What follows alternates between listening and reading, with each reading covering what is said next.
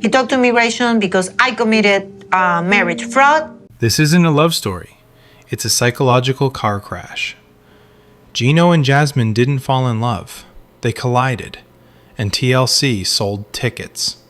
At some point, 90 Day Fiancé stopped being a social experiment and became a televised crime scene. The evidence? Gino and Jasmine, two people so spectacularly unsuited for each other that even the editors at TLC can't spin it as love.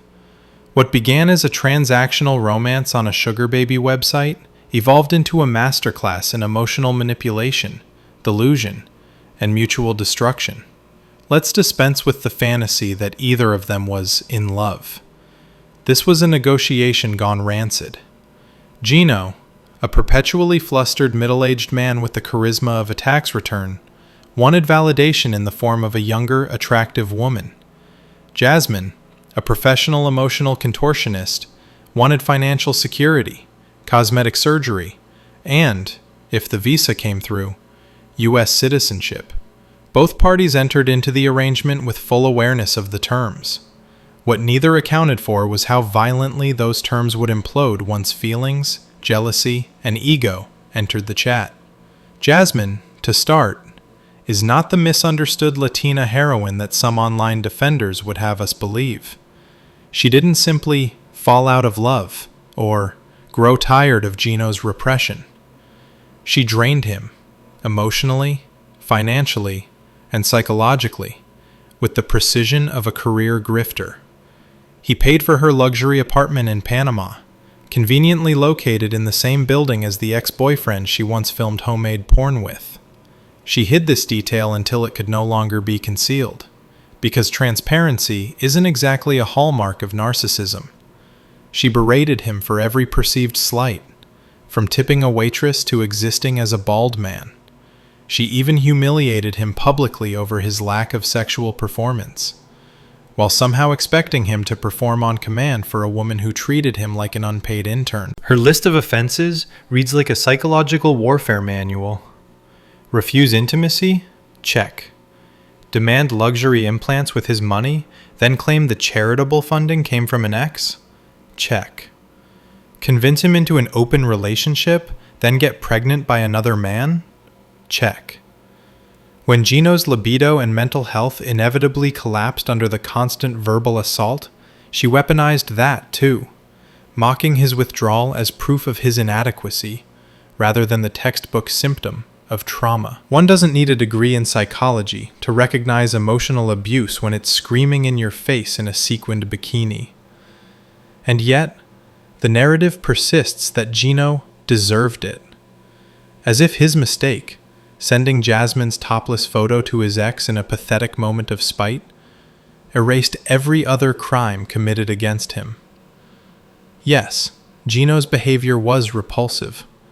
Yes, it was invasive and immature. But it was also one act in a years-long dynamic where he was routinely humiliated, controlled, and gaslit on camera. Reverse the genders, and this storyline would be treated as a cautionary tale about abuse, not a comedy subplot. Still, Gino is hardly a martyr. The man knew what he was buying, and then tried to moralize the purchase. He met Jasmine on a website built for transactional relationships, paid her way, and then panicked when the transaction failed to blossom into romance. He's not some wide-eyed fool tricked by love. He's a grown man who mistook control for companionship. He used money as a leash, withholding intimacy and immigration paperwork when she didn't comply. He's every bit the architect of his own misery. If Jasmine was the con artist, Gino was the client who refused to read the fine print. Their sexual dysfunction became both symptom and spectacle. Gino's inability, or unwillingness, to sleep with Jasmine wasn't born from prudishness. It was the natural reaction of a man emotionally flayed alive. Being screamed at daily, compared unfavorably to ex-lovers, and accused of impotence on national television isn't exactly an aphrodisiac. Emotional abuse, whether aimed at a man or a woman, corrodes intimacy. Yet while women's trauma is met with sympathy, Gino's was turned into a punchline.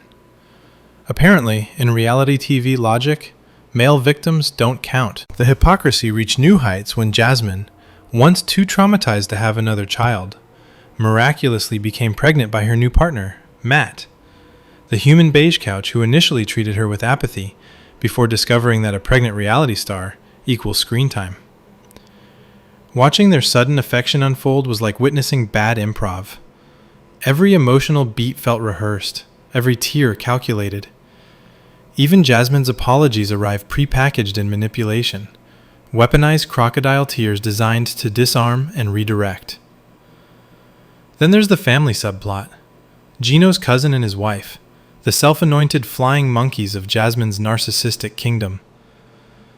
Rather than intervening on behalf of their clearly unraveling relative, they align themselves with her, desperate for their own moment in the spotlight. Nothing says family loyalty like auditioning for your abuser's spin-off. The broader tragedy is how easily audiences fall into the trap of picking sides. Team Jasmine or Team Gino debates miss the larger point. This isn't the love story gone wrong. It's a psychological experiment on codependency and power.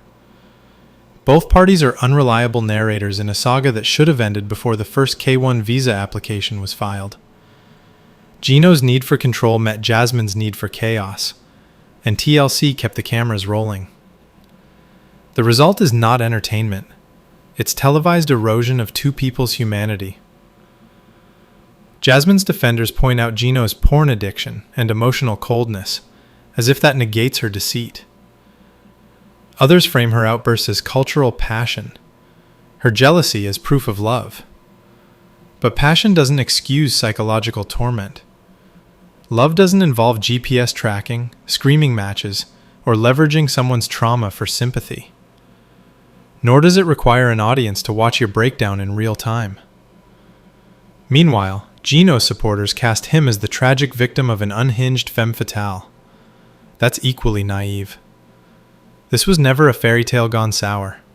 It was a business deal that both parties kept renewing out of greed, loneliness, or both. Gino got the trophy partner he could never earn organically. Jasmine got her surgery fund and a visa. The expiration date was visible from the first episode. Now, with Jasmine flaunting her new roommate and Gino publicly disintegrating, the show has crossed from reality TV to televised cruelty.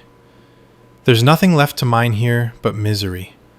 Both should be quietly retired from the franchise and escorted, one to Panama, one to therapy.